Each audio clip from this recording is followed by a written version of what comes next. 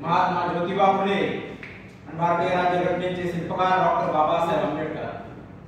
आज पुण्यश्लोक अहिल्यामाता होळकरांच्या 300व्या जयंतीच्या निमित्ताने बंगाल पासून ते दख्खन पर्यंत आणि जम्मू पासून ते कन्याकुमारी पर्यंत ज्या मातेने अखंड हिंदुस्थानामध्ये नदीवरील घाट, पाणपोया, शेतकऱ्यांसाठी बैलजोड्या आणि तब्बल 28 वर्ष लोककल्याणकारी राज्य चालवलं, त्यांचं नाव म्हणजे पुण्यश्लोक अहिल्यामाता होळकर। भीतीच्या अंधकारामध्ये दडलेल्या समाजाला जागा करण्यासाठी आणि त्यांना संरक्षण देण्यासाठी महाराष्ट्राच्या कुशीमध्ये आणि सीना नदीच्या कुशीमध्ये ज्या मातेने जन्म घेतला, त्यांचं नाव म्हणजे पुण्यश्लोक अहिल्यामाता होळकर। त्यांच्या जन्मामुळे अखंड हिंदुस्थानामध्ये हा हिंदुस्थान तेजोमय झाला।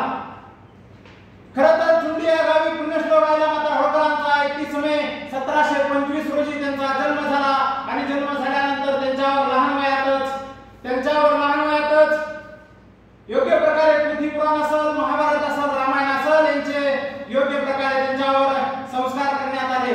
ज्यावेळेस सुभेदार मल्हारराव होळकरांचा आणि पुण्याचे पेशवे बाजीराव यांचा तळ हा चुंडी गाव या ठिकाणी पडला होता आणि त्या तळ पडला असताना त्यावेळेस महाराणी अहिल्याबाई होळकरांनी उत्तर दिलं की ज्यांचं जी गोष्ट मी निर्माण केली त्याचं रक्षणही करणं माझं कर्तव्य आहे। ही बावयातच त्यांनी अतिशय शौर्य करण्याचं काम केलं।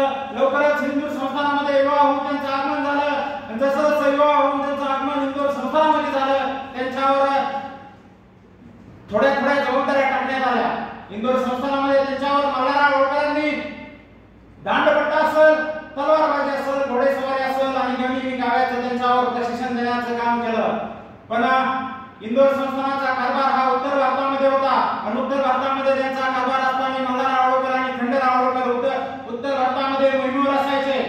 ज्यावेळेस ती मोहिमेवर असायचे त्यावेळेस इंदोरचा कारभार पाहण्यासाठी महाराणी अहिल्याबाई होळकरांकडे जबाबदारी असायची आणि ती जबाबदारी ते अतिशय उत्कृष्ट प्रकारे करीत होत्या। पण ती जबाबदारी सांभाळत असताना उत्तर मोहिमेवर मल्हारराव होळकर होते आणि त्यांना रसद पुरवण्याचं काम ही महाराणी अहिल्याबाई होळकरांच्या ताब्यात होतं। रसद पुरवत असताना गोहरच्या सुभेदारांनी ती रसद त्यांची अडवण्याचा प्रयत्न केला। ज्यावेळेस ती रसद अडवली ही महाराणी अहिल्याबाई होळकरांना बातमी कळाली, त्यावेळेस महाराणी अहिल्याबाई होळकरांनी आदेश दिला, आपल्या शिवसर्दारांना सांगितलं की जा त्या गोहरच्या सुभेदाराचा नायनाट करा, त्याशिवाय माघारी येऊ नका आणि जेवढी आपली रसद त्यांनी चोरली आहे त्याच्यापेक्षा दुप्पट रसद त्याच्याकडून वसूल करण्याचं काम करा। शिरूर सरदार गेले, रसद घेऊनच माघारी हे कार्य महाराणी अहिल्याबाई होळकरांनी केलं। खरं तर जातीपातीला थारा देण्याचं काम महाराणी अहिल्याबाई होळकरांनी केलं नाही।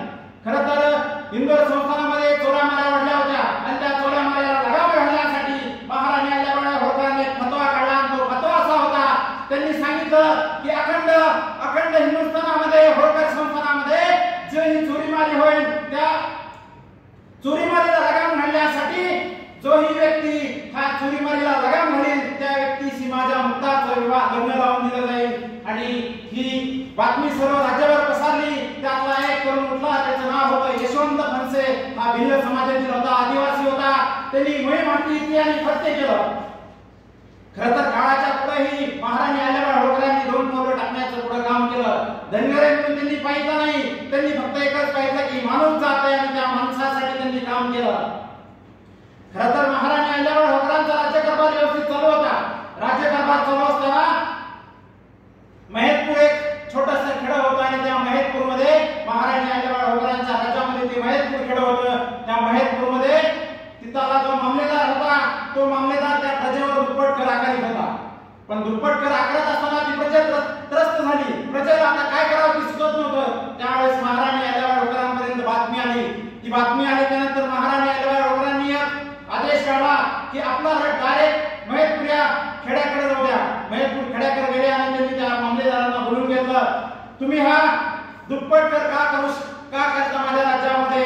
त्यावेळेस तो महेदपूरचा मामलेदार म्हणाला की राणी साहेब, मी चुकलो, तुमच्या राज्यामध्ये दुप्पट कर माझा आकार नव्हता पाहिजे। त्यावेळेस महाराणी अहिल्याबाई होळकरांनी त्यांना आदेश दिला, हे राज्य मल्हारराव होळकरांचं आहे, हे काय अहिल्याबाईचं राज्य नाही, हे तलवारीच्या पाठीवर आम्ही राज्य जिंकून घेतलेलं आहे। ह्या राज्यामध्ये चोरीचं शासन दिलं जाईल। ही महाराणी अहिल्याबाई होळकरांचं शौर्य होतं। खरं तर महाराणी अहिल्याबाई होळकरांकडे राज्य चालवत असताना त्यांच्याकडे रसद पुरवण्याचं काम होतं आणि त्यांच्याकडे जमा खर्च मागणी होती त्यावेळेस महाराणी अहिल्याबाई होळकरांकडे रसद जमा खर्चाची पाणी असताना ती 12 महिन्याची एकदा दिली जायची। त्यावेळेस खंडेराव होळकर हे पती होते आणि त्या पतीला काय रसद त्यांनी दिली होती आणि ती रसद 2च महिन्यामध्ये त्यांनी संपवली। ज्यावेळेस खंडेराव होळकर हिंदू संस्थानाकडे आले त्यांनी रसद पुन्हा मागितली। त्यावेळेस महाराणी अहिल्याबाईंनी न्यायदान करताना कोण आपल्या धर्माचा आहे, जातीचा आहे, नात्याचा आहे, पती याचा कधीच भेदभाव करण्याचं काम केलं नाही। हे शौर्य महाराणी अहिल्याबाई होळकरांनी केलं। करायची या पेंढाऱ्याचा बंदोबस्त करण्यासाठी त्यांनी आपला एक आदेश काढला आणि त्यांनी सांगितलं की या पेंढाऱ्यांना नोकऱ्या द्या।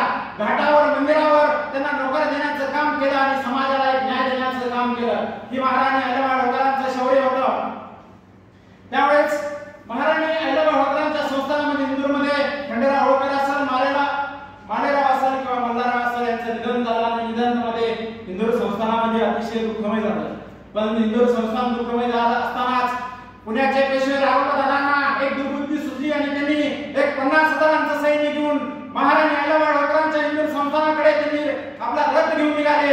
त्यावेळेस ती बातमी महाराणी अहिल्याबाई होळकरांकडे आली। बातमी पोहोचली, त्यांनी एक आदेश काढला आणि त्यांनी सांगितलं, त्या पत्रामध्ये एक पत्र काढलं, त्या पत्रामध्ये सांगितलं की याद राखा राघोबादादा, याद राखा पेशवे, जर तुम्ही आमच्याकडे येत आहात तुमचं स्वागत आहे, पण मी ही 5,000ची महिलाची फौज तुमच्यासाठी तयार केलेली आहे आणि ती महिलाची 5,000ची फौज तुमच्या संग लढण्यासाठी तयार आहे, मी पण येणार आहे।